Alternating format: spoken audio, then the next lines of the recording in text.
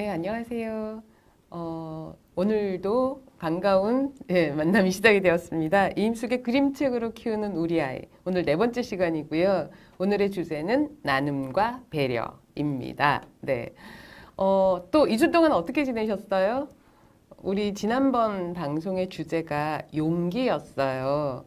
그동안 약간의 용기를 좀 발휘해 보셨는지, 그리고 우리 아이가 용기 있는 아이를 키우기 위해서 어떻게 해서 용기를 이야기 나누고 아이가 좀 깨닫게 할 수 있었는지 정말 궁금해요. 근데 이제 저도 이런 방송을 하거나 늘 이런 이야기를 나누면서 나 자신은 어떤 용기를 이렇게 가지고 혹은 용기를 발휘하려고 애를 쓸까라고 생각을 했는데요. 사실은 저도 이 방송하는 것 자체가 용기예요. 이렇게 제가 아는 걸 솔직하게 여러분께 제가 그동안 중요하게 생각했던 거를 말씀을 드리고 또 이렇게 여러 사람들이 이 방송을 보시는 거에 대해서도 이제 저라는 개인이 이렇게 세상에 노출되는 거에 대한 그런 약간의 두려움이 저도 좀 있긴 한데 그런 것에도 이것도 용기가 필요한 일이었구나라는 생각을 좀 한번 해봅니다. 그래서 여러분이 조금 원하는 것, 조금 더 성장 발전하고 싶은 게 있다면 약간의 용기를 한번 내어보시기 바랍니다. 이제 오늘의 주제는 나눔과 배려였는데요. 나눔과 배려가 중요한 이유는 사실은 뭐 더 강조하지 않아도 너무 잘 알고 있으실 것 같아요. 제가 한 가지 질문 드릴게요. 오늘 내가 받은 배려는 어떤 배려가 있으세요? 나의 주변 사람으로부터 오늘 아침에 내 가족이겠죠. 아직 아침이니까. 나의 배우자로부터 혹은 나의 아이로부터 어떤 배려를 받으셨어요? 네, 제가 왜 배려해 줬냐고 먼저 묻지 않고 배려를 받으셨냐고 물어보냐면요. 배려를 제대로 받아본 사람이 누군가를 배려할 수 있지 않을까 하는 생각이 들어서예요. 저는 아침에 이제 저희 딸아이가 아침에 커피를 내려서 잘 마셔요. 그럴 때 엄마도 커피 드시겠어요? 라고 물어보는 말이 참 이렇게 따뜻하게 배려받는 그런 느낌이 들거든요. 네, 그런 배려 아침에 받으셨다면 오늘 하루를 되게 즐겁게 시작하실 수 있고 또한 나에게 소중한 사람들, 나의 가족, 나의 아이 그리고 나의 주변 사람들에게도 잘 배려하는 그런 하루가 되지 않을까 싶습니다. 우리 부모님들이요, 요즘 아이들의 인성 중에서 특히나 더 강조하는 게 나눔과 배려라는 거를 정말 피부로 느껴요. 왜냐하면 내 아이가 친구를 배려하지 못하는 문제를 굉장히 심각하게 고민하시는 분들이 굉장히 많으시거든요. 그래서 어떻게 하면 우리 아이를 잘 배려하는 아이로 키울까가 이제 오늘의 우리 이야기인데요. 나눔과 배려의 발달에 가장 크게 영향을 미치는 두 가지 요인이 있다고 해요. 뭐냐면은요, 한 가지는 부모님의 양육 태도. 그러니까 결국은 부모님이 보여주는 모습에서 가장 많이 배울 수 있다는 이야기이고요.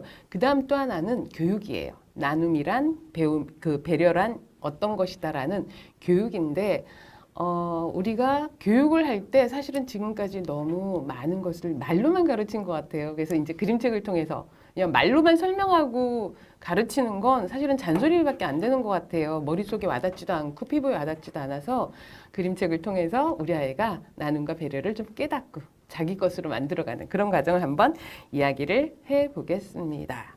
네, 도리매님께서도 방송에 참여해 주시고 네. 태도가 제일 중요하겠네요라고 하셨어요. 네. 네. 네, 도레미님 말씀 재밌게 하셨는데요. 배려받는 자, 배려하는 자. 네. 네, 최정은님도 들으셨고 임성희님도 네. 들으셨고 네, 반갑습니다. 들으신 분인데 좀 들으셨어요. 네, 감사해요. 이렇게 또 뵐 수 있어서 너무 좋은데요. 네네. 네. 어떤 분이요? 네. 신랑이 출근하실 때 깨우지 않고 나갔대요. 어머, 김수현 씨. 큰 배려할 수 있겠네요, 그렇죠? 네, 그것 또한 엄청난 배려를 받으신 것 같은데요. 네네. 네, 좋습니다. 그러면 오늘 좀 첫 번째로 네, 이제 오늘의 첫 책은요. 네. 사실은 이 책은 대한민국의 유아 부모님이시라면 그림책을 조금이라도 읽어주시는 분이라면 모르시는 분이 없는 그런 책이에요. 네. 사과가 쿵. 네, 사과가 쿵 하고 떨어졌는데요. 한번 잠깐 볼게요. 커다란 사과가 보시죠. 떼굴떼굴 왠지 이렇게 굴러서 쿵 하고 떨어졌어요. 자, 사과가 쿵 하고 떨어졌는데 그림 잘 보이시나요? 누가 막 쫓아오고 있어요? 땅 속에서 두더지가 열심히 올라와서 사과에게로 다가갑니다. 이제 두더지는 뭐랄까요? 짜잔! 오우! 네, 사과 속을 쫙 예, 동굴을 파듯이 쫙 파들고 들어가서 이렇게 먹어요. 자, 사각, 사각, 사각. 아, 싱싱해. 네, 두더지가 느끼는 그 사과의 맛이 실제로 느껴지는 것 같은 느낌도 들어요. 그다음 또 보세요. 개미들이 어디서 나타났을까요? 야금야금, 야금. 아, 맛있어. 어떠세요? 사과 굉장히 맛있어 보이세요? 네. 저는요, 이 사과가 쿵을 보면은요, 아, 우선 자연이 우리를 참 많이 배려를 해주는구나라는 생각부터 들어요. 왜냐하면은 자연은 우리가 아무것도 해주지 않는데 먼저 우리를 배려를 해주고 이렇게 사과가 쿵 떨어져서 벌써 네, 개미들과 두더지까지 나타나서 이 사과를 먹으면서 행복감을 느끼게 해주잖아요. 이 과정들을 우리가 아이랑 이야기를 좀 나누면 좋을 텐데요.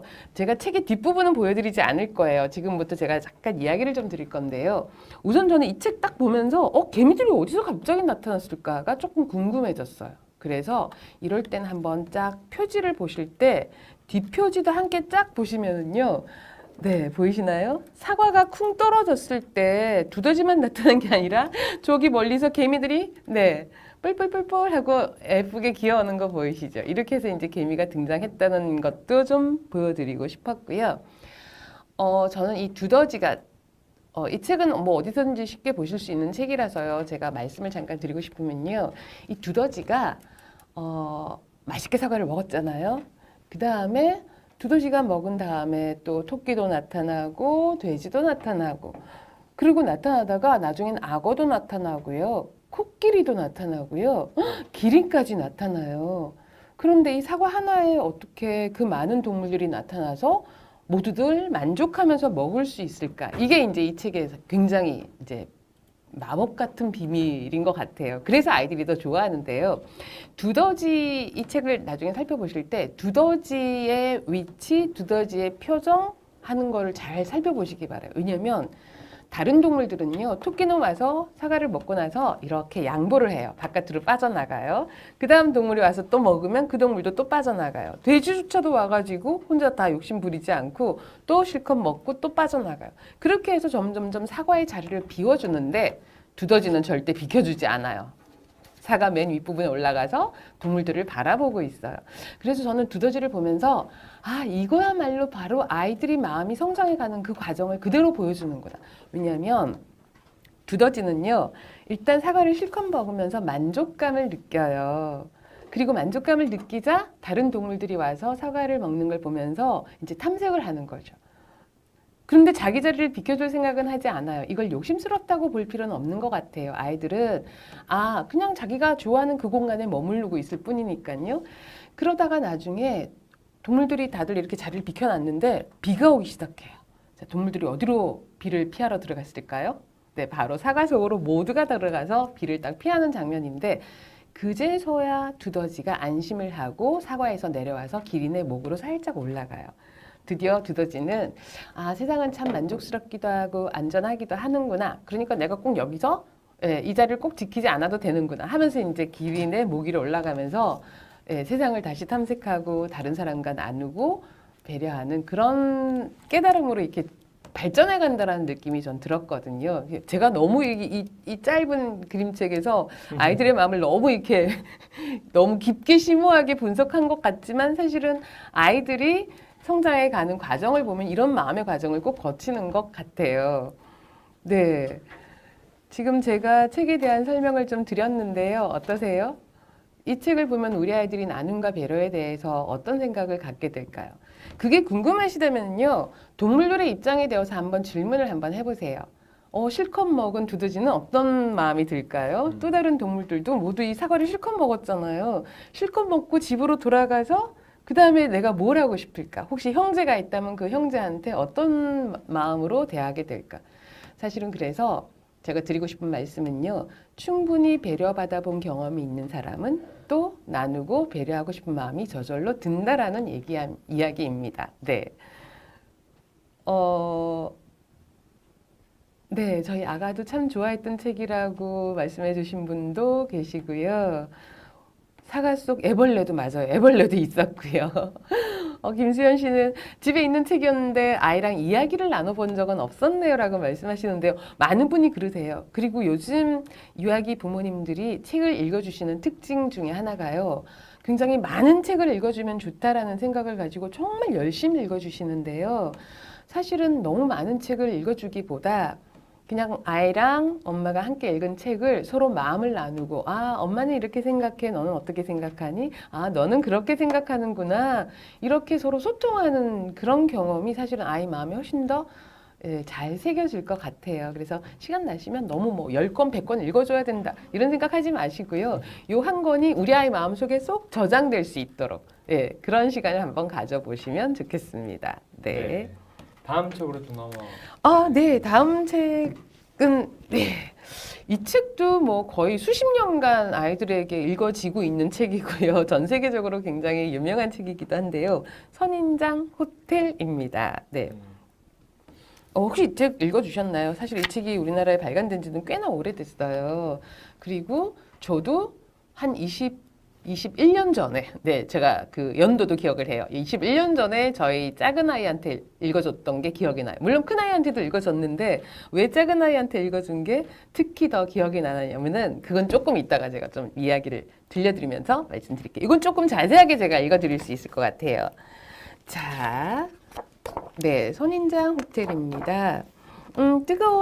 뜨겁고 메마른 사막의 어느 날이요. 키 큰 사화로 선인장에서 빨간 열매 하나가 툭 떨어졌어요. 요 새까만 건 전부 다 씨앗들이겠죠. 네, 까만 씨들이 쏟아져 나왔고요. 자, 여기 사막 쥐 한 마리가 기어 나와서 단물이 많은, 제가 요렇게 할까요? 네. 단물이 많은 열매를 먹었어요. 네, 그리고 종종종 사막 위로 사라졌는데 그 수염에 붙어 있던 씨 하나가 여기요. 팔로버드 나무 아래에 살짝 떨어진 거예요. 다행히 아무에게도 들키지 않아서 이 씨앗은 싹을 틔울 수 있었어요. 근데 제가 옛날에 이 그림책 처음 볼 때 도대체 싹이 어디 있는 거야 하고 열심히 찾았는데 사실은 보이지 않아요. 생각해보면 그 넓은 사막에 그리고 비 올 때 여기 나무 옆에 작은 씨앗은 보이진 않아요. 근데 눈에 보이진 않지만 틀림없이 있는 건 사실이겠죠. 자, 한 해 한 해 시간이 흘렀고요. 그 씨앗은 싹을 틔웠는데요. 요만큼 자랐어요. 요 그림에서 요만큼 자란 게 몇 년 자란 걸까요? 저는 이제 아직 글자를 잘 모르는 아이들한테는 꼭 퀴즈를 내면서 읽거든요. 자, 요건요. 10년이 지난 모습이에요. 10년 동안 요만큼 자랐어요. 요 선인장이. 네. 그리고 비도 내리고 꽃들이 요 팔로버드 나무에서 꽃들이 정말 예쁘게 잘 폈네요. 자, 그다음에 또 자랐어요. 이만큼 자란 건 몇 년 자랐을까요? 25년이 지났습니다라고 나와 있어요. 자, 여기 보세요. 선인장은 이제 이 키가 어느 정도냐면요. 5살 어린아이만, 키만 하다고 나와 있고요. 그리고 큰 토끼 한 마리, 토끼 한번 잘 살펴보세요. 선인장 그늘에서 쉬면서 선인장을 이렇게 갉아 먹었어요. 그런데 이 토끼의 자세를 보면요. 이 선인장이 얼마나 중요한 역할을 하고 있는지 보실 수 있어요. 선인장 그늘에 이 햇볕을 피하려고 이렇게 다리를 모아서 토끼가 서 있는 거 보이시죠? 디테일이 있네요. 굉장히 그래서 그런 몸짓 하나를 이렇게 같이 하면서요. 사실은 저는 이런 장면 하나 딱 보면은 엄마가 그림자 놀이 할 때 엄마 그림자 속에 숨어 토끼처럼 이렇게 말해보면 아이랑 굉장히 재밌는 놀이를 할 수 있을 것 같아요. 네, 자, 이번엔 굉장히 많이 자랐습니다. 50년이 지났습니다. 선인장은 엄마 키 2배만큼 자라서 늙은 팔로버드 나무 옆에 아주 곧고 늠름하게 서 있습니다. 자, 50년이 지나서 자기를 지켜주는 팔로나무 그 나무만큼이나 이제 부쩍 컸는데요. 이제 이 나무에서 꽃도 피어요. 딱따구리가 와서 꽃 열매를 먹고요. 그리고 이 선인장이 너무 마음에 들었나 봐요. 그래서 이 선인장에서 살기로 합니다. 그래서 집을 지어요. 딱따구리가 딱딱딱딱 하고 구멍 내서 집 짓는 건 아시죠? 근데 저는 이 책 읽어줄 때 어떤 어린아이가 이렇게 말했어요. 근데 여기 구멍 내서 선인장 아프고 혹은 말라 죽으면 어떡해요? 라고 걱정하는 말을 하는 아이를 봤어요. 그 아이는 정말 선인장 마음을 되게 배려를 잘하는 것 같아요.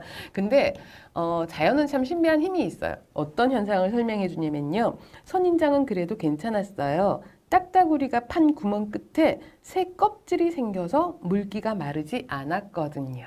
그러니까 결국은 서로 나눌 수 있게끔 이미 이 생명체 속에 설계가 되어 있는 게 아닐까라는 생각이 좀 들었습니다. 와, 좀 더 자랐어요. 이번엔 60년이 지났고요. 이 크기는 어느 정도냐면은 아빠 키의 3배만큼이나 컸어요. 와, 아까 10년, 25년까지는 별로 안 컸었는데 이제 60년이 지나자 아빠 키의 3배. 아, 그런데 유아기 아이들 혹은 초등학교 저학년 때까지 아이들은요. 이 아까 엄마 키의 2배, 아빠 키의 3배 이러면은 이게 제대로 얼마만큼의 크기인지 잘 느껴질까요? 사실은 아이들은 되게 구체적으로 증거를 좀 보여줘야지 깨닫거든요. 그래서 요 크기가 조금 가늠이 되게 하려면은 왜 얇은 이불 있잖아요. 약간 돌돌돌 말아서 엄마 키의 2배만큼 이렇게 좀 늘려보세요. 혹은 2-3개 가져다가 아빠 키의 3배만큼 이렇게 키워보고 이렇게 눕혀놓으면은 와, 선인장이 이렇게 큰 키가 되었구나를 아이들이 실제로 실감할 수 있어서 훨씬 더 책을 재미있게 읽을 수 있을 것 같아요.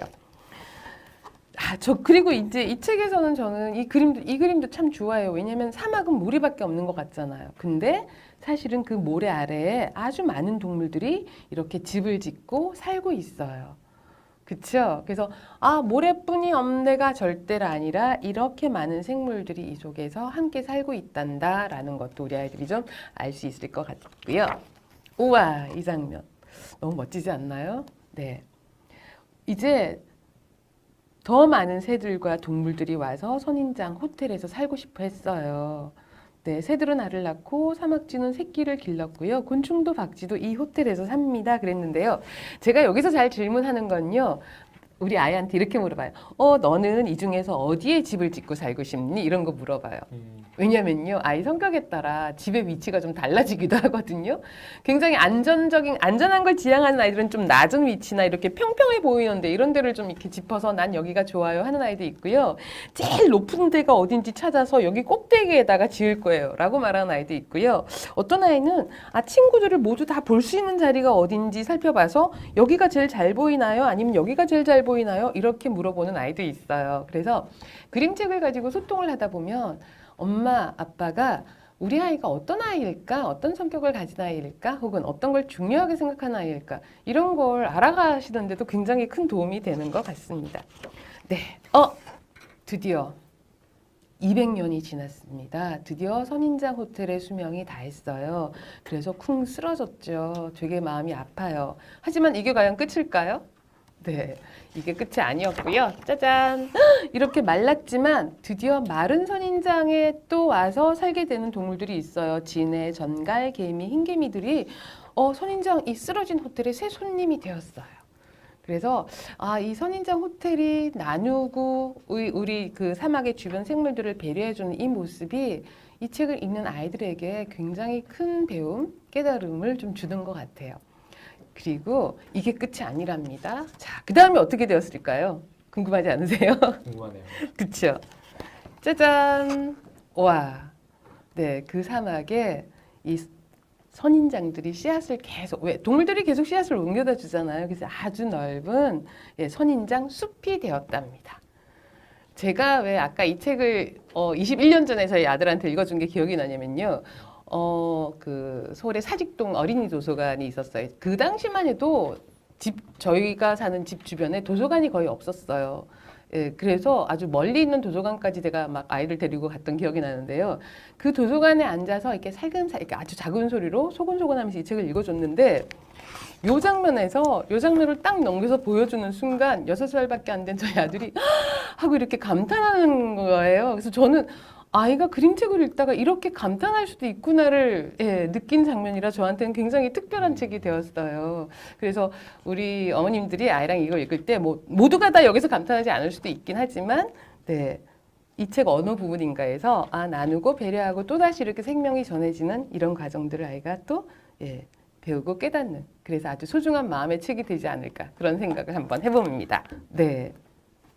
네, 강정아님께서 네. 질문 좀 주셨어요. 아, 저도 아이들에게 질문 던지며 읽어주고 싶은데 네. 워낙 말이 많고 끊이지 않는 딸 둘이라 겁나요. 네. 그래서 하루는 질문하고 질문받고 아이들 네. 생각 다 듣고 하다 보니 책 한 권을 1시간 동안 읽은 적도 있어요. 전 네네. 너무 지쳐서 그리고 너무 끊기니까 책 예. 내용도 연결도 되지도 않고 다음부터는 네. 질문을 끝나고 받는다 했는데 아직도 제재하지 않으면 한 페이지가 넘어가기 힘들어요. 네네. 네. 싶네요. 질문이 무섭다고 하십니다. 아, 네. 솔직히 어머니 입장은 제가 충분히 이해돼요. 왜냐면 아이들이 끊임없이 얘기를 하면 엄마가 거기에 다 대응해서 대화를 하기가 좀 지치는 것도 제가 알긴 하는데요. 사실은 어머님이 책을 읽어주시는 가장 큰 목적이 뭐였는지를 한번 생각해 보시면 이런 현상이 굉장히 감사한 현상이라는 걸 아시게 될 거예요. 왜냐하면 대부분의 아이들은요, 엄마가 이렇게 좋은 질문 배워서 질문하잖아요. 그냥 몰라요, 됐어요. 엄마 아무 말 좀 하지 말고 그냥 넘어가세요. 뭐 이런 얘기를 훨씬 더 많이 하거든요. 그래서 일단 우리 아이들이 굉장히 얘기를 많이 한다 그러니까 전 너무 반가운 마음이 좀 들고요. 엄마가 모든 대답을 해야 된다라는 부담을 좀 내려놓으시기 바래요. 왜냐하면 아이들은 자기가 생각하는 걸 말하는 걸 훨씬 더 좋아해요. 그리고 엄마가 어떤 걸 해주길 바라냐면 자기가 하는 말에 맞장구 쳐주고 넌 어떻게 해서 그런 생각을 했어? 야, 정말 재미있는 질문이다. 기발한 생각이다. 이런 정도의 맞장구로도 아이는 정말 신이 나서 말을 많이 해요. 그러니까 우리가 하는 역할이 아이의 질문에 대답을 주는 역할은 아니라고 생각이 돼요. 아이가 깨닫고 뭔가 더 생각할 수 있도록 자극을 주는 역할이다라고 조금 생각해 보시면 대답하는 부담은 조금 줄 것 같고요. 그리고 또 한 가지 팁은요. 그 아이들이 지금 하는 그 말들이요. 나중에 한 몇 년 지나서 생각하면 그때 애들이 굉장히 좋은 말들을 많이 했는데 뭐라고 했었지? 하면서 되게 생각이 잘 안 나세요. 그래서 그냥 저는 녹음을 좀 해놓으시거나 아니면 아이들이 말했던 그 몇 마디 문장 있잖아요. 그걸 조금 이렇게 기록을 해두시거나 하면은 아이가 성장해 가는 그 아주 중요한 소중한 기록이 될 수 있어서 그런 걸 한번 권해보고 싶습니다. 네, 그리고 너무 힘드시면 시간 제한하세요. 엄마 오늘은 30분만 들어줄게. 이 정도 해도 아이들 충분히 잘 자랄 것 같습니다. 네. 네, 알겠습니다. 그럼 다음 책으로 또 넘어가 볼까요? 네, 벌써 다음 책이 자, 이번에는요, 딱 제목 보면 되게 재밌죠? 뭐 어때? 내 맘이야. 혹시 우리 아이가 이런 말 하고 있나요? 아이가 이런 말 하는 걸 들으면 정말 엄마는 속상하시거나 아니면 화가 나실 것 같아요. 왜냐면 뭔가 좀 공손하게 듣고 뭔가 이렇게 배려하는 마음으로 네, 알겠습니다. 저도 뭐 노력해볼게. 이렇게 해야 되는데, 아나무인격으로 뭐 어때 내 맘이야 이렇게 이제 말을 하는 아이라면은 속상하실 건데요. 만일에 우리 아이가 이런 식의 반응을 하고 있다면 이 아이를 어떻게 해서 나눔과 배려가 있는 아이로 이제 키울 수 있을지 한번 또 이야기를 나눠 보겠습니다. 네. 한번 볼게요. 이 친구가 언제 뭐 어때 내 맘이 하고 소리를 지르냐면은요. 잘 보세요. 자, 이렇게 좀 잡아서 할게요. 진수예요. 진수가 좋아하는 말이 뭐 어때라는 말을 좋아하는 거예요. 그래서 선생님 말 좀 안 들으면 뭐 어때? 이렇게 말하고요. 동생 간식 좀 뺏어 먹으면 뭐 어때? 네. 그리고 이렇게 말할 때마다 자기가 어른이 된 것 같은 느낌이 들어요. 네. 이렇게 좋은 기분이 드니까 이 친구는 이 말을 반복할 수밖에 없겠죠. 자, 또 보세요. 식당에서 혼이 났어요. 시끄럽게 장난치면 다른 사람들이 불편하잖니? 라고 말했더니 뭐 어때요? 저는 하나도 안 불편해요. 라고 해요. 아마 어머니들에게 콕 지어받고 싶다 이런 느낌 드실 것 같기도 해요. 자, 그 다음 얘가 또 하는 거 보세요. 자, 거실에서 뛰다고 혼났어요. 네, 층간 소음을 발생시키고 있는 거잖아요. 진수야 그렇게 쿵쾅쿵쾅 뛰면 아래층 할머니가 이놈하고 올라오셔. 그랬더니 뭐 어때요? 우리 집인데? 이렇게 말해요. 정말 어머님들 고민 중에 하나가 엄마가 이렇게 친절하게 설명하고 충고를 해도 안 듣는 아이인데요. 이럴 경우에는요. 자, 한번 볼게요. 이 아이가 계속 이렇게 혼 좀 나면 뭐 어때? 심지어 이렇게까지 말하고 있는데요. 어느 날 강적이 나타났어요. 희동이라는 아이가 이사를 왔는데요. 위층으로 이사를 온 거예요. 진순의 위층. 이 아이가 방에서 우다다다 하고 뛰어다녀요. 예. 쿵쾅 소리 때문에 텔레비전을 못 볼 정도로 쿵쾅거렸어요. 그래서 어느 날 엘리베이터를 같이 타게 되었는데요. 예, 화가 이만큼 났잖아요. 게다가 희동이는 엘리베이터 층을 다 눌러버렸어요. 네. 자, 진수가 이렇게 말해요. 야, 너 때문에 빨리 못 가잖아. 그랬더니 희동이가 그렇게 말하죠. 뭐 어때? 이 엘리베이터가 네 거야? 이렇게 물어봐요. 자, 우리 말썽쟁이 진수 뭐라고 말할까요? 야, 그러면 안 돼. 진수가 엄마가 하던 말을 대신하고 있네요.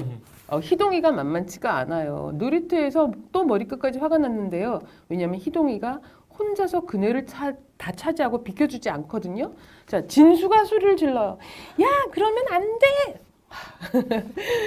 희동이라는 강적이 나타나자 진수가 뭔가를 깨닫고 있는 것 같잖아요. 그런데 사실은 우리가 역지사지하는 마음을 들게 하려고 아이를 더 혼내거나 배려를 안 해주는 그런 방식을 쓰시는 분도 계신데요. 그건 아이를 더 배우게 하는 방법은 아닌 것 같아요. 사실은 더 열받게 하고 내가 희동이보다 더 세게 하려는 마음을 가질 수도 있거든요. 그런데 우리 진수가 어떻게 해서 깨닫게 되는지 한번 과정을 볼게요. 네, 지아라는 여자아이가 나타났어요. 지아랑 시소를 타는데 옆에서 놀던 아이들도 시소를 타고 싶어 해요. 그럴 때 지아가 하는 말이 이제 우리 비켜주자. 우리 많이 탔잖아 라고 말해요. 네. 그랬더니 뭐 진수는 지아가 말하니까 슬 내려오겠죠. 이 꼬마가 형 고마워 하는 말에 마음이 싹 녹았어요. 자, 그 다음에 또 있어요. 지아가 집에 가는 길에 버려진 깡통을 주워서 휴지통에 버렸어요. 이런 게 길에 있으면 누가 다칠지도 모르잖아. 그래서 진수도 지아를 따라서 같이 치웠는데요. 엄마 아빠까지 칭찬을 해주시는 거예요. 자, 지아가 신통방통 마법사 같다라는 느낌을 가져요. 자, 중요한 건 지아는 어떻게 우리 진수를 다르게 행동하게 했나요?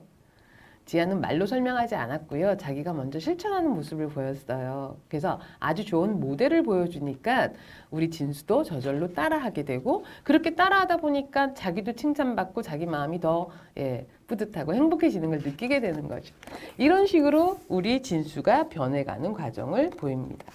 자, 희동이가 진수네 집에 놀러 왔어요. 어느새 진수는 보세요. 신발 정리를 하는 아주 반듯한 아이가 되어가고 있네요. 희동이는 이걸 보고도 심술이 났어요.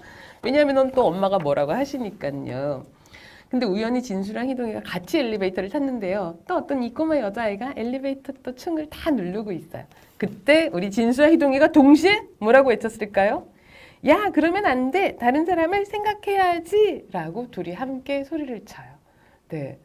저는 이제 이런 책 보면은요, 우리 아이가 혹시라도 나눔과 배려를 할 줄 모르고 너무 좀 이기적으로 자기만 챙기는 모습이 있다면은 그걸 또 넌 그러면 안 돼, 이렇게 해야지라고 말로만 설명한다고 해서 우리 아이가 잘 배우진 않아요. 그래서 이 그림책을 통해서 이런 얘기 나눠보세요.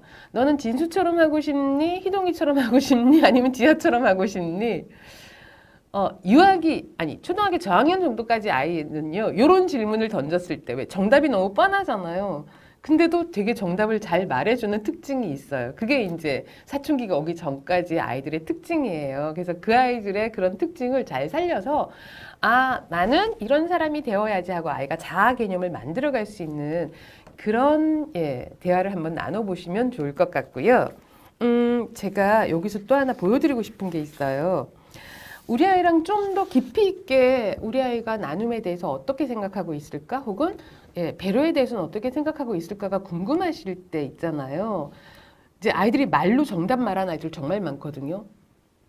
그래서 너는 남을 도와주는 게 어때? 좀 쉬워? 어려워? 그랬더니 어떤 아이가 이렇게 말해요. 식은 죽 먹기예요. 이렇게 말했어요. 그럼 나는 너무너무 친구를 잘 도와줄 수 있다는 말이잖아요. 근데 그 말의 의미가 진실이 아닐 수 있어요. 왜냐하면 그냥 말로 되게 으스대면서 하는 말일 수 있을 때 제가 조금 더 구체적 대화를 나눌 때는 이런 걸 한번 해봐요. 자, 잘 보이시나요?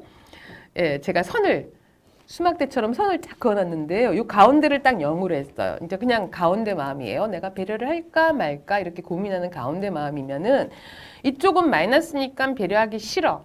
그쵸? 약간 이기적인 마음이라면 여기는 배려하는 마음이에요. 요걸 들고 이렇게 물어보세요. 너는 친구를 배려하고 싶은 마음이 이 중에서 어디쯤 위치하니 한번 선을 그어볼래? 라고 점을 찍어볼래? 하고 제가 물어봐요. 자, 우리 PD님들은 어느 쯤에 위치하시나요? 나의 배려 지수는 어느 정도인가요? 한 중간 정도. 중간 정도 할까 말까를 고민하시는? 네. 저는 솔직히 말하면 그래도 요만큼은 올라와 있는 것 같아요. 아직 이만큼의 경지는 못 됐고요. 그러다가 뭐 상황에 따라 조금 이 마음이 이렇게 내려갈 때도 있긴 있지만 평균치는 한 요 정도에 와 있지는 않을까라고 스스로를 평가를 한번 해보는데 아이랑 대화를 해보면요. 참 재미있어요. 실제로 우리 아이가 지금 배려를 하기 싫을 정도로 조금 불만스러운 상황이라면은요, 나 배려하기 싫어하고 이런 데 찍을 수 있어요. 그럴 때 어떻게 반영하셔야 되냐면요. 너는 배려를 안 한다고 생각하면 어떻게 이렇게 이기적이면 안 되라고 말하지 마세요. 아, 네가 오죽하면 이런 마음이 들겠니? 너가 정말 마음이 많이 속상했구나. 세상에 아무도 너를 배려하지 않는다고 생각했구나. 엄마도 미안해. 엄마가 네 마음을 좀 더 잘 배려해 줄게 해서 이 마음을 그대로 있는 그대로 수용해 주셔야 돼요. 너는 어떻게 이렇게 생각할 수 있니? 이렇게 하시면 절대 안 돼요. 그럼 이게 더 내려가 버릴 수 있거든요. 그래서 아, 우리 땡땡이가 정말 배려 잘하고 착하고 훌륭한 아이인데 요즘 너무너무 속상한 게 많았구나. 이렇게 해주셔야지 요게 점점점 올라갈 수 있어요. 그래서 나눔의 지수도 한번 찍혀보고요. 배려의 지수도 한번 찍어보시기 바래요. 근데 제가 이거 왜 배려하고 나눔을 조금 구분했는 줄 아세요? 그러니까 배려와 나눔이 마치 이렇게 한 형제처럼 같이 쓰여지는 용어이지만 제가 곰곰이 생각해 보니까 배려는 아무래도 마음을 나누는 일 같고요. 나눔은 실제로 뭔가 구체적인 사물들을 나누는 것까지 진도가 나가는 것 같아요. 그래서 마음으로 배려할 줄 아는 아이가 나누는 것까지 이제 좀 진행이 되지 않을까라는 생각에 전 조금 나누어서 한번 이야기를 나누어 보셔도 좋을 것 같습니다. 네. 네, 방금 보여주셨던 책 한 번만 더 소개를 좀 네. 해주시겠어요? 네, 네, 네. 네, 궁금해하시는 분들 좀 있으실 것 같아요. 아, 네. 네. 이 책을 좀 어떻게 좀 활용할 수 있는 방법들이 좀 있을까요? 역할극을 한번 해보세요. 사실은 아이들이 말로 설명하면 잘 못 배운다고 제가 계속 여러 번 말하고 있는데요. 이렇게 그림책을 보여주고도 그 행동이 별로 안 변한다 싶으면은요, 이제 역할극을 해보시는 거예요. 어떤 식으로 해볼 수 있을까요? 네, 너가 진수해, 내가 희동이 할게. 혹은 조금 더 그 영향력 있는 역할극을 하고 싶으면요, 이렇게 그림을 그려요. 혹은 좀 더 쉽게 하려면 이렇게 복사 가게에 가셔서 희동이 얼굴하고 진수 얼굴을 혹은 지아 얼굴을 복사해서 오려서 네, 그 뭐죠? 나무젓가락 뒤에 딱 붙여가지고요. 그러면 이제 종이 인형이 되잖아요. 그걸로 이제 역할을 해주셔도 되는데 처음엔 진수 역할 아이한테 하게 하세요. 그러다가 역할을 바꿔서 해보시는 거예요. 그래서 엄마가 뭐 어때 내 맘이야 하고 외쳐보세요. 그럴 때 진수, 그러니까 우리 아이가 하는 역할이 뭐 어때 내 맘이야라고 말하는 이 엄마에게 막 잔소리도 하고 그러면 안 된다고 하고 그러니까 엄마가 했던 잔소리를 아이가 막 하게 돼요. 그러면서 굉장히 아이는 아 엄마의 마음 혹은 자기가 배려하지 않았을 때 상대방이 어떤 마음이 드는지를 되게 잘 배울 수가 있게 되는 것 같아요. 그래서 한번 역할극을 해보시면은 생각보다 굉장히 재밌는 현상을 경험하실 수 있을 것 같습니다. 네, 김성희님께서 공감하고 수용하는 엄마의 배려 보고 아이도 배울 것 같아요. 아, 네, 감사합니다. 저도 네. 정말 그렇게 생각하고 있고요. 네, 도레미 씨. 저렇게 말하면 다 어른에게 배운 거지요. 네, 저도 공감합니다. 솔직히 주변에서 그런 말을 듣고 배우는 거죠. 네. 네. 아까 전에 잠깐 녹음 얘기하셨는데 네. 임성희님께서 어제 그런 그림책 보면 녹음을 했는데 다시 들어보니 좋더라고요. 목소리도 네. 새롭고요. 네. 이게 다시 들어주면 좋겠어요라고 하셨어요. 네, 녹음하실 때 녹음하니까 조용히 해 이러지 마시고요. 아이랑 엄마랑 편하게 얘기하면서 녹음하면 아이들이 그걸 훨씬 더 좋아한다는 거 전에도 한번 말씀드린 것 같은데 그대로 해서 저녁에 왜 엄마들 아이들 책 읽어주시느라고 너무 고생하시잖아요. 엄마도 졸려 죽겠는데 그럴 때 그 녹음한 거를 틀어주세요. 예, 그러면은 다시 책도 다시 읽는 거가 되고 엄마랑 소통하고 마음을 나누었던 그 경험 때문에 이렇게 정서적으로도 굉장히 안정감을 주거든요. 그래서 조금 더 우리가 약간만 지혜를 쓰면은 훨씬 더 쉽게 책 읽는 시간을 가질 수 있을 것 같습니다. 네. 네. 다음에는 또 어떤 책이 있을까요? 아, 네, 다음에는요. 네. 자, 다음 책은 토끼의 의자인데요. 기억하세요? 제가 3회기까지 책 표지만 보고도 대화를 나누는 거에 대해서 계속 말씀을 드렸었는데, 오늘은 아직 그 얘기를 안 드리고 있었어요. 자, 요걸로 보고 우리 이제 책 표지를 가지고 어떤 이야기를 나눌 수 있을까 한번 생각을 해보겠습니다. 우선 토끼의 의자래요. 예. 어떤 질문을 아이한테 해주면 좋을지 잠깐만 한번 생각해 보세요. 그리고 이 의자로 뭘 하면 좋을지도 한번 생각해 보시고요. 아이랑 어떤 놀이로 연장해서 활동을 하면 좋을까도 한번 생각을 해 보세요. 네. 일단 이 책은 또 이제 한 5세 넘어가면은요, 저자 이름도 좀 읽어주시고, 이렇게 무슨 상 받은 거 이런 얘기도 좀 해주시고요. 여기서는 지금 출판사 이름은 잘 안 보이는데요. 이렇게 책을 세워서 보면은 여기에도 제목과 저자 이름과 출판사 이런 게 다 있어요. 예, 그래서 이 책이 어디서 어떻게 만들어졌구나, 어떤 저자가 썼구나 이런 거에 대한 이렇게 좀 큰 그림이잖아요. 전체. 그러니까 숲과 나무를 얘기할 때 우리가 나무만 보지 말고 숲을 볼 줄 알아야 된다 이런 말 하는데요. 이런 걸 전체를 보는 게 약간 숲을 보는 그런 훈련도 될 수 있을 것 같습니다. 김경수님께서 네, 이런 그 책을 보고서는 이런 질문을 하실 거라고 말씀해 주셨어요. 어떤요? 토끼가 의자를 만들고 있는 중인가? 왜 모실에 망치가 있지? 라고 하셨어요. 오, 네, 좋은 짐작이에요. 토끼가 의자를 만들고 있을까요? 물론 내용 속에서는 토끼가 의자 만드는 거 맞습니다. 네. 그리고 저 요거 질문 드리고 싶어요. 토끼 의자인데요. 보통 우리가 의자 뒤에 요거 달려있지 않거든요? 요건 뭘까요? 뭐가 톡 튀어나와 있어요. 의자 뒤에 이렇게 뾰족하게 튀어나왔어요. 그렇네요. 예, 토끼가 의자를 만들었다면 토끼는 왜 의자 뒤에 이렇게 톡 튀어나온 나무 조각을 붙여놨을까요? 이런 퀴즈 아이들하고 내면서 얘기 나누시면 좋을 건데요. 책 내용을 살짝 얘기 드리면은요. 토끼는 왜 자기 꼬리를 상징한 거래요. 내가 만들었다라는 걸 보여주려고 이렇게 살짝 토끼 꼬리처럼 의자 꼬리를 만들었다고 합니다. 되게 귀엽죠? 토끼가 아는 의자에서 꼬리 의자구나. 그렇죠. 내가 만들었는데 어떻게 내가 만든 걸 티를 내지 이름표 붙여놓은 건 좀 그렇잖아요. 그래서 네. 이제 토끼를 상징한 자기 꼬리를 이렇게 붙여놨다라고 얘기를 하고 있고요. 제가 퀴즈를 드릴게요. 이 의자는 토끼가 왜 만들었을까요? 네, 어떤 용도로 만들었을까요? 자기 쉬려고? 네, 그 이유도 전 중요해요. 물론 의자를 만들면 나도 쉬어야죠. 또 그렇다면 나 혼자만 쉬려고 만들었을까요? 네, 토끼는 사실은 자기가 소중하게 생각하는 동물 친구들을 위해서 뭔가를 해주고 싶었나 봐요. 그래서 이 의자를 만들어서 아주 큰 나무, 이렇게 야트막한 언덕, 꽃이 피어 있는 야트막한 언덕 위에 큰 나무 아래 이 의자를 다 갖다 놔요. 그리고 친구들이 놀다가 혹은 일하다가 힘들면 이 의자에 와서 쉬기를 바라는 거예요. 그래서 의자를 딱 갖다 놨는데요. 고민해 보니까 이 의자를 아무나 앉으면 우리가 왜 의자가 있으면 이거 누구 거지? 내가 앉아도 되나? 이런 생각 하잖아요. 토끼도 그 고민을 하고 팻말을 하나 딱 만듭니다. 예, 뭐라고 팻말을 적어놨을까요? 토끼의 마음이 전달되는 팻말에는 무슨 제목을 적었을까요? 네, 토끼는요. 아무나라는 팻말을 의자 옆에 딱 세워놔요. 무슨 뜻이에요? 아무나 와서 그쵸. 아무나 와서 앉으라는 거예요. 그래서 아무나 와서 앉기 시작합니다. 자, 처음에 누가 나타나냐면은 당나귀가 나타난 것 같아요. 당나귀가 도토리를 들고 오다가 의자를 보고 아무나? 하고서는 자기가 앉는 게 아니고요. 도토리를 의자 위에 올려놓고 자기는 나무에 가서 이렇게 기대고 쉬고 잠이 들었어요. 자, 그런데요. 그 다음에 누가 나타나냐면요. 곰이 나타났어요. 근데 한번 상황을 잘 생각해 보세요. 곰이 나타나서 의자를 딱 봤는데 의자 위에 뭐가 있죠? 아무나가 쓰여 있고 의자 위에는 도토리가 있잖아요. 곰은 어떻게 생각했을까요? 도토리를 아무나 먹어도 되나 보다 하고 도토리를 썩 먹어요. 아이고 네. 잘못하면 갈등이 생길 수 있는 상황인데요. 사실은 누군가의 따뜻한 배려와 친절을 받은 사람은 자연스럽게 무슨 마음이 들까요? 자, 곰은 와서요. 아무나 먹으라는 도토리를 정말 맛나게 먹었어요. 그리고 그냥 쌩하니 가게 될까요? 어떨 것 같으세요? 누군가한테 받으면 어떠세요? 우리 예전에는요, 이렇게, 요즘도 그러실 거예요. 누군가가 우리 집에 방문하면서 이거 좀 드셔보세요 하고 이렇게 그릇에 이렇게 뭔가 음식을 담아오면 배우셨죠? 어떻게 하는지.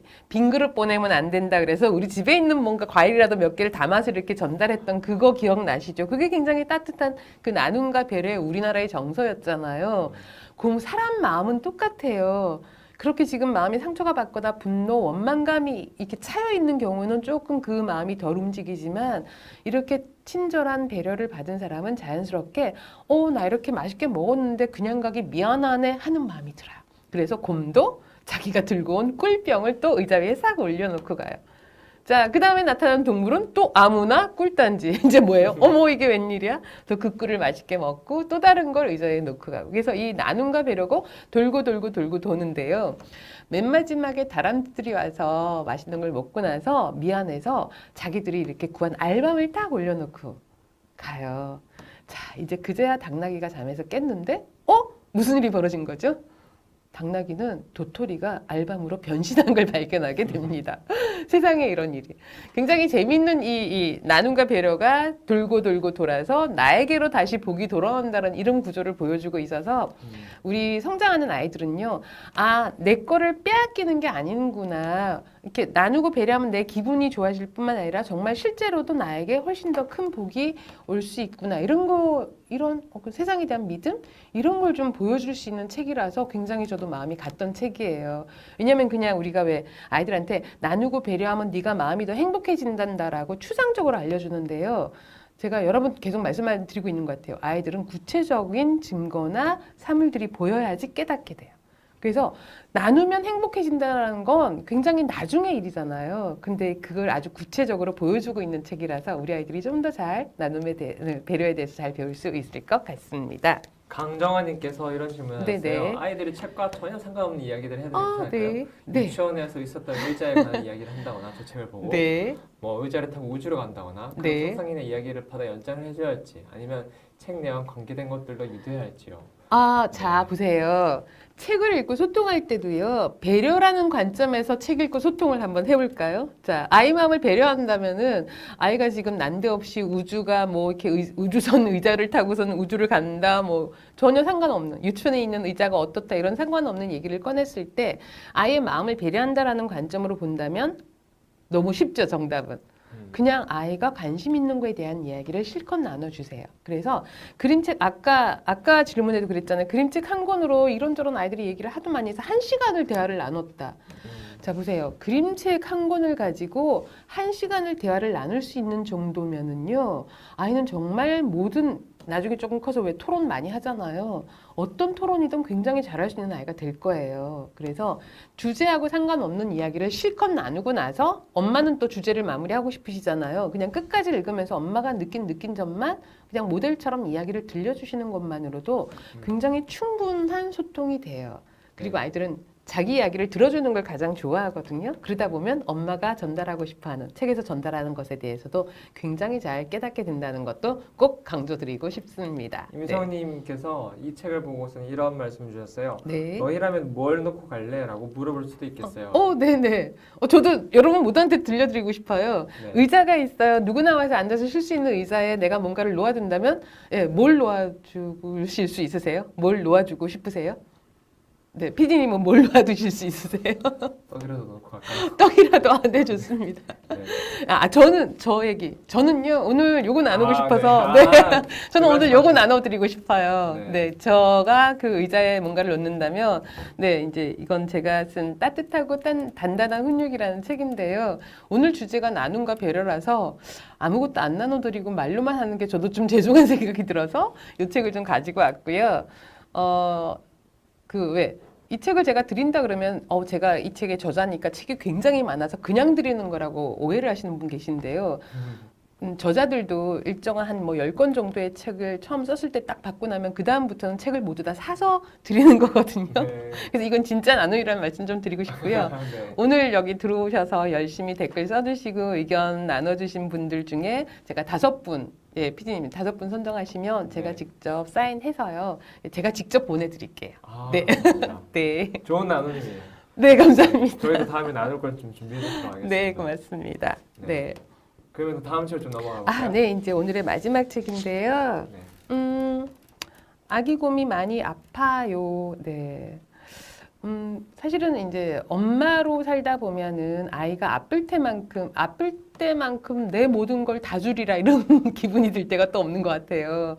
정말 엄마라는 존재는 나눔과 배려를 얘기할 필요가 없는 존재라는 생각이 들어요. 내가 가진 모든 것을 다 나누고 계시잖아요. 다 주고 계시잖아요. 네. 너무 주지는 마시고 내 것도 좀 지켜가시면서 주시기 바라고요. 자, 아기 곰이 많이 아파요. 네. 예, 이렇게 보시면은요. 자, 가을바람이 불어오자 동굴 속에 혼자 있던 아기 곰은 코가 맹맹하고 아픈 것 같았어요. 자, 우리 아이가 나눔과 배려를 잘 하는 아이로 키우고 싶다면은요, 이 모든 책 마찬가지인데 이 동물들이나 이 등장인물의 표정을 좀 이렇게 짚어가면서 얘기를 나누시면은 아이가 공감하는 능력이 좀 더 잘 향상될 수 있어요. 자, 딱 봐도 곰 어때요? 갸우뚱? 예, 갸우뚱한다, 왠지 힘이 없어 보인다. 그리고 어떤 아이는 이 아직 공감 능력이 잘 향상되지 않은 아이들은요, 잘 모르겠는데 아무렇지도 않은데라고 말하는 아이도 있어요. 실제로 공감 능력 떨어진 아이들은 상대 표정을 잘 못 읽거든요.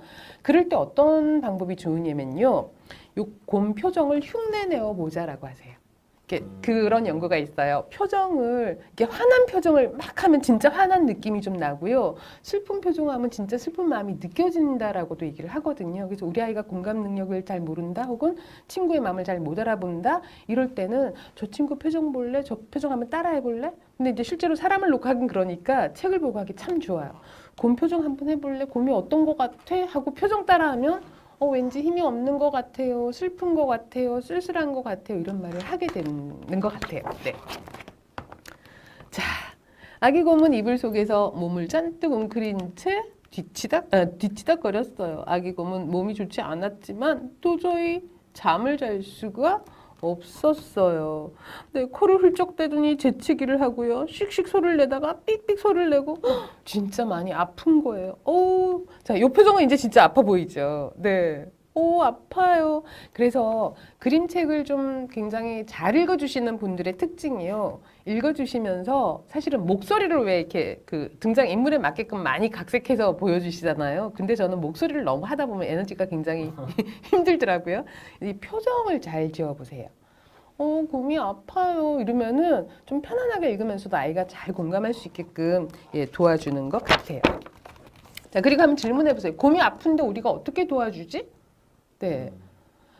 요럴 때요. 사실은 대부분의 아이들은 자기가 아플 때 엄마가 나를 어떻게 배려했는지 다 경험이 있잖아요. 그래서 곰을 돌본다라는 말을 대부분 다 하게 돼요. 근데 만일에 몰라. 그냥 아프다 말겠지. 이런 말을 많이 한다면은 너는 어떻게 애가 이렇게 냉정하니? 이런 말 하지 마셔야 되는 거 아시죠? 왜냐면 내 마음이 팍팍하고 뭔가 원망감이 쌓이고 불만이 있을 땐 남 배려가 안 돼요. 그래서 우리 아이가 먼저 배려를 잘 받아야지 배려하는 아이를 키울 수 있다고 우리가 계속 말씀을 드리고 있잖아요. 그래서 혹시 이런 장면을 보고도 곰을 돌보고 싶은 마음이 없는 아이라면은 우리 아이가 성격이 이상하거나 너무 차가운 아이가 아니라 지금 우리 아이 마음이 배려가 필요한 상태구나라고 알아주시기 바랍니다. 그리고 뭐 우리 아이들 물어보면요, 뭐 아파요, 뭐 따뜻한 우유를 가져다 줘요, 이마를 만져줘요, 이불을 더 덮어줘요, 이런 말 너무너무 잘해요. 네.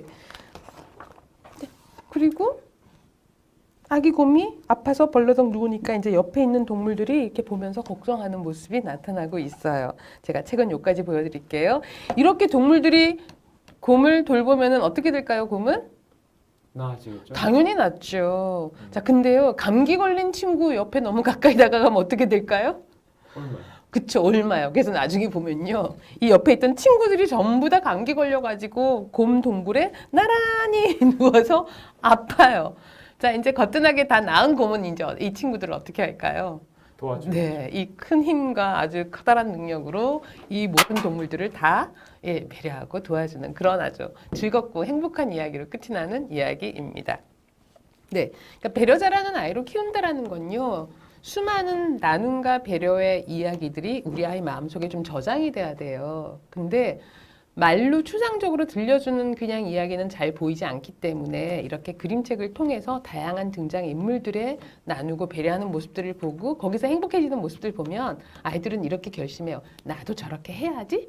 네, 이게 우리 아이의 자아 개념을 형성하게 되고 또 내가 개념을 형성하면 그 개념대로 아이가 또 행동을 하게 돼요. 그러면 정말 우리 아이는 친구를 잘 배려할 뿐만이 아니고요. 저는 솔직히 아이들이 엄마를 좀 잘 배려했으면 좋겠어요. 아이들이 네. 얼마를요? 예, 저는 아이가 엄마를 배려할 때 엄마가 정말 행복감을 느끼시거든요. 그래서 이런 거 많이 해요, 아이들이 사실은. 4살 된 아이가 엄마가 피곤해 이러면 뭐예요? 요 고사리 주먹으로 엄마 힘들어 하고 이렇게 뚜닥뚜닥 해주잖아요. 그게 아이가 보여주는 배려예요. 근데 제가 아이들을 보니까요, 그런 배려의 모습을 받은 만큼 다 보여주는데 사실은 이게 어릴 때 보여주면 사실은 그게 별거 아닌 걸로 느껴지잖아요. 사실은 애가 어깨 두드리면 감질만 나지 그만하라는 말을 많이 하세요. 그럴 때 그렇게 해버리면 아이는 나는 별거 아니구나. 내가 해주는 건 소용이 없구나. 우리 엄마한테는 안 해야겠구나라는 이상한 마음을 갖게 돼요. 그래서 아이가 배려를 해주는 거 분명히 많이 하고 있거든요. 그럴 때 고마워. 예.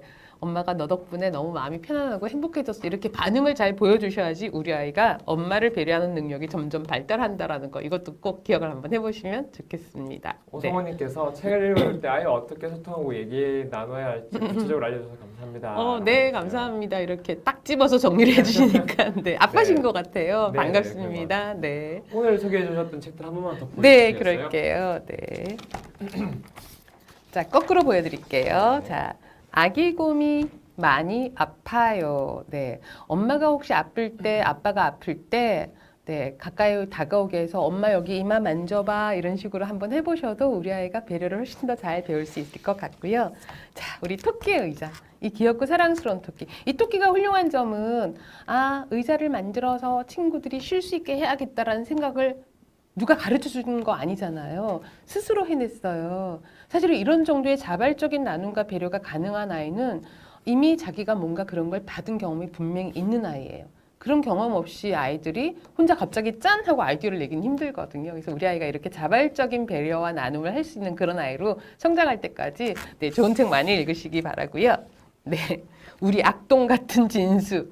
뭐 어때? 내 맘이야. 네, 가끔은 이런 거 걱정하세요. 우리 아이는 전혀 이런 말 안 했는데요. 이 책 보고 따라서 배우면 어떡해요? 라고 걱정하시는데요. 사실은 엄마 앞에서만 안 했지 우리 아이가 이 말을 안 듣고 사는 건 절대 아니거든요. 유치원을 가도 학교를 가도 이렇게 말하는 아이들 굉장히 많아요. 그래서 그림책의 제목이 저러면 아이한테 부정적 영향을 주는 거 아닐까요? 라고 걱정하시지만 다 세상에 있는 말이고 우리 아이가 이미 다른 데서 많이 듣고 있는 말이에요. 그렇다면 차라리 이렇게 좋은 책을 통해서 이 언어에 대한 개념과 판단을 키워주시는 게 전 더 훨씬 더 나은 것 같습니다. 네. 자, 그다음에 이제 제가 저희 아이와의 특별한 추억이 있었다는 선인장 호텔. 네, 정말 좋은 책은 수십 년간 우리한테 계속 이렇게 읽어지는 것 같아요. 그래서 중요한 가치가 대를 이어서도 잘 전달되고 있는 것 같아서 이 책도 여러분이 아이한테 읽어주시고 또 그 아이가 그 아이에게 또 읽어주는 그런 시간을 한번 만들어 보시면 좋겠고요. 자, 사과가 쿵. 네, 자연이 우리에게 주는 배려를 감사하는 그런 마음도 한번 생각해 보시는 그런 시간을 한번 가졌으면 좋겠습니다. 네. 네. 다음 시간에는 어떤 주제에 대해서 얘기를 하게 되죠? 우리 처음 주제는 사랑이었고요. 그 다음은 존중이었고, 그 다음에 그 용기였고, 오늘은 나눔과 배려였잖아요. 사실은 사랑할 줄 알고 존중할 줄 아는 아이라면은요, 그 다음에 용기를 내거나 나눔과 배려, 그리고 약속 지키는 것도 굉장히 잘할 수 있어요. 그래서 다음 주 주제는 약속입니다.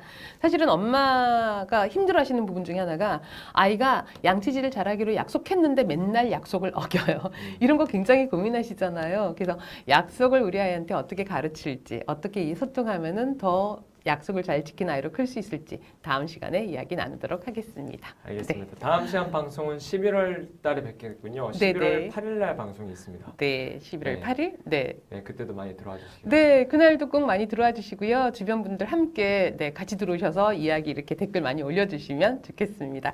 네, 오늘 하루도 서로 나누고 배려하고 또 나 자신도 배려를 받을 수 있는 그런 행복한 하루가 되시기 바랍니다. 네, 고맙습니다.